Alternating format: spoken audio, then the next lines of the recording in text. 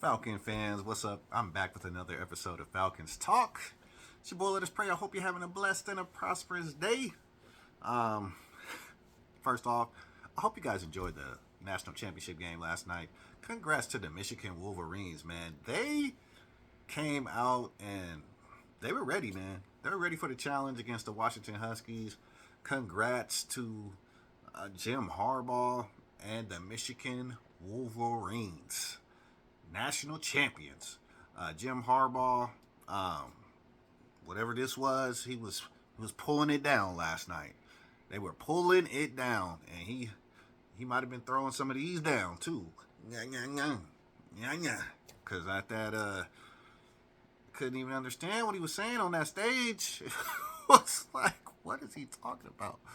But I mean, he knows how to coach. That's all I do. No, he knows how to coach. It would be wonderful if he would end up being the Falcons coach, and we're going to talk about that today. Actually, we're going to talk about one of the reasons why I feel like Jim Harbaugh may not be selected as the Falcons coach. And I'm not even saying that we'll even get a chance to interview him. He's being linked to a couple other teams, and he hasn't even said that he's leaving Michigan yet. Okay. But the press conference with Rich Mckay and Arthur Blank yesterday left a lasting impression on me, okay? I'll drop that link in the description so you can watch that. Or you can go back and watch my video of the recap of their press conference. My video is about 30 minutes. That whole press conference took about 2 hours. So maybe you just want to watch my episode so you can go back in the Falcons Talk 2023 playlist and find that video. And real quick, let me plug, since I plugged that, go ahead and hit that subscribe button if it's your first time viewing my channel, so you can get my videos as soon as I upload them. You can also hit that like and that notification bell. Also, you can share this content with your fellow Falcon fans, your friend group, or your loved ones. I appreciate it. So a question was asked during the press conference yesterday. There is Rich Mckay, who is the CEO, the president of the Atlanta Falcons, and Arthur Blank was sitting at the press conference as well, the owner of the Atlanta Falcons. And a question by a very intelligent reporter came to Rich Mckay. And the question was, hey, sir, I thought you were not involved in day-to-day operations of the Atlanta Falcons. We believe that you told us that a couple years ago. But they had mentioned during the press conference that the general manager, Terry Fontenot, and Arthur Smith had been reporting to Rich Mckay twice a week, having 2 meetings a week. And they said, well, if you're not involved in day-to-day operations of the team, then why are they reporting to you and having meetings with you? Rich Mckay gave an answer saying that, hey, it's not really a meeting like I'm giving them directives. They're just, telling me what they need, and I'm seeing if I have resources. It seemed like, he kind of danced around the fact that you told us you're not involved in operations, and he clearly is. And then seemingly Rich Mckay goes to Arthur Blank and advises him on what he should and shouldn't do, because Arthur Blank, I think it's pretty clear in the press conference, he doesn't know much about football. He knows business, okay? Home Depot, mogul, but he doesn't know football. And he seemingly put all his trust in the Atlanta Falcons' decisions in his right-hand man, Rich Mckay. So you got 2 guys here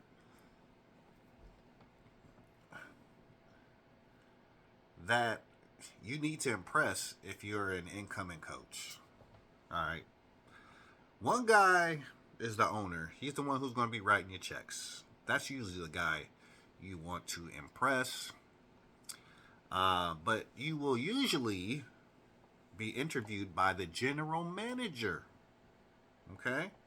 The general manager, he runs the day-to-day operations on the personnel side, right? He hires people, he fires people, works with the scouting department to get players in here, to get players drafted, contracts, everything, general manager. But it seems as if the Falcons have cut the legs off the general manager, so to speak. So, yeah. I don't know how much power Terry Fontenot really has. Okay? Because Rich Mckay says the general manager and the coach have a 50-50 split of the say of what goes on. But they still need to answer to me. And that's kind of troubling.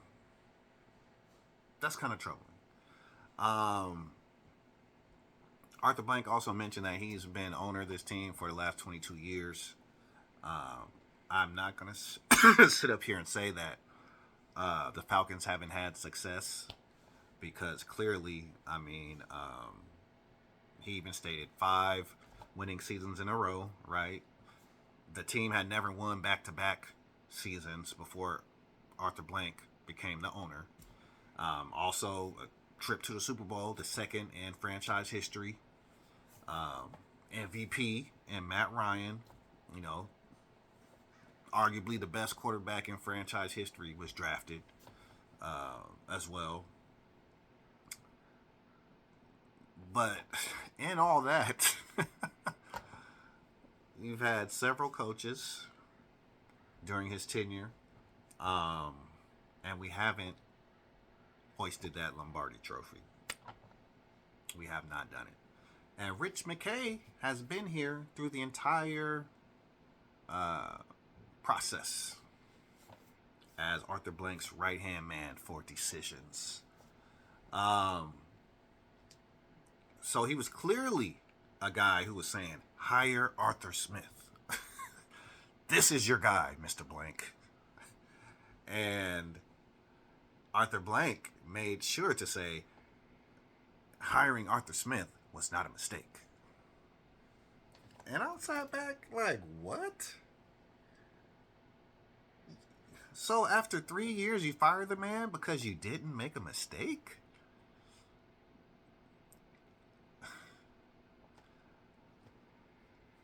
I think these two guys, I don't know what Rich Mckay, I don't know if he has something on Arthur Blank or not, but it seems like that dynamic of Mr. Mckay and Mr. Blank, respectfully, may keep the Falcons from getting the coach that we need to take us to the Super Bowl. It seems as if they don't want a coach that has power. They want to strip the power from the coach. The general manager has minimal power. Ultimate authority belongs to Rich Mckay and Arthur Blank. But Rich Mckay is seemingly just the football brain of Arthur Blank. And he advises him in what to do and what not to do.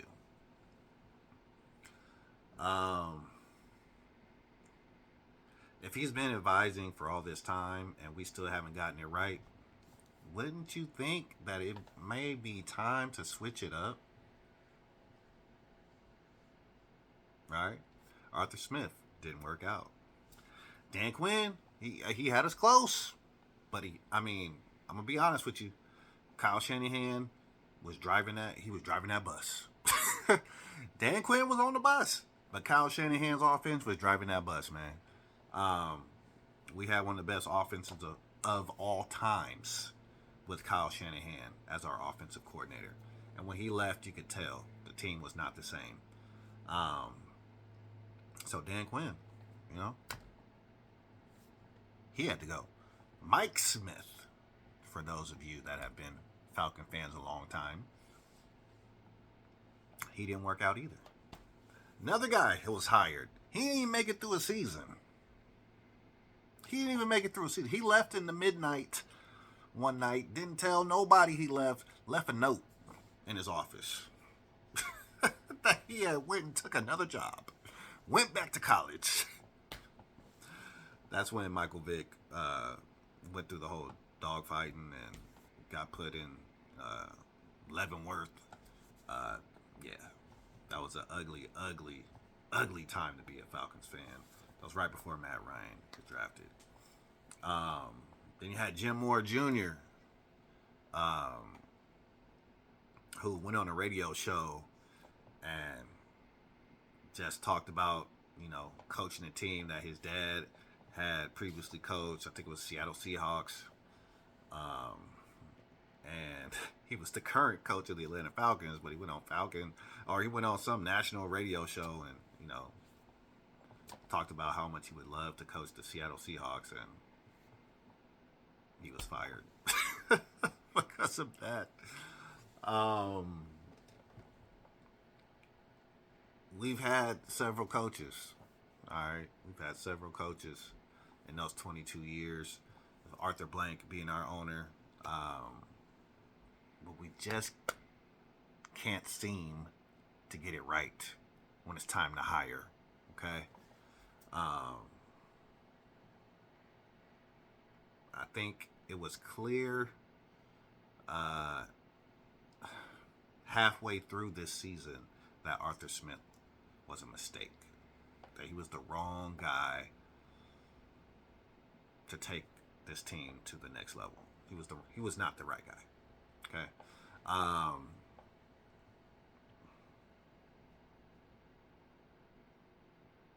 A coach like Jim Harbaugh wants to have control. He doesn't want to be answering to the CEO or the team president every 2 weeks about personnel, about ideas. He just wants to be able to use his creativity, use his football mind to do what's best for the team. And he wants the owner to back him on that. He would not get a chance to do that here in Atlanta, the way the hierarchy is set up in the front office.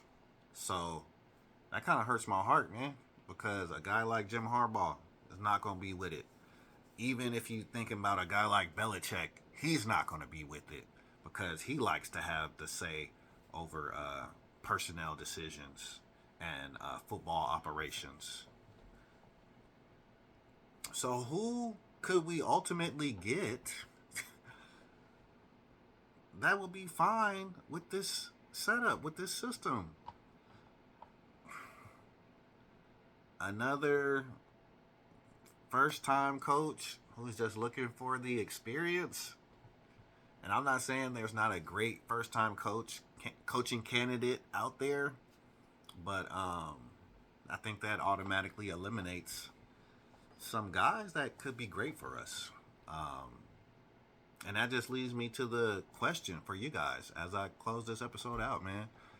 Is this two-headed monster, this partnership between Arthur Blank and Rich Mckay, holding the Falcons franchise hostage? Is it scaring away all the potential great coaches in the NFL because they don't want to deal with team president Rich Mckay as a middleman between them and Arthur Blank?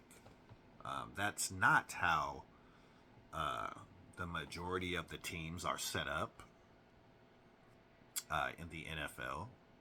Although yesterday they said some other teams were adopting the same sort of hierarchy, it's clear that a lot of other teams are not set up that way.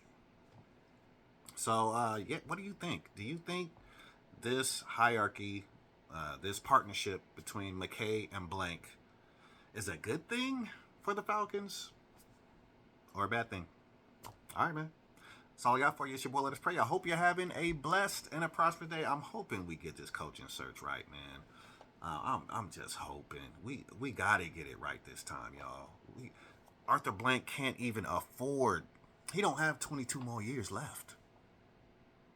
Like, if he think that way, like, bro, you've been the owner for 22 years. You don't have another 22 years left. He's 81. You need to win now, bro. You need to win now. So we cannot afford to get this wrong, man. Can't afford to get this wrong. So thank you. Thank you for watching. Thank you for listening. Hit me up in the comment section. Let me know, man. Do you think it's good? You think it's bad? What coach would you like to see as the next coach of the Atlanta Falcons? All right, y'all. Have a blessed and a prosperous day. Peace, and I'm out.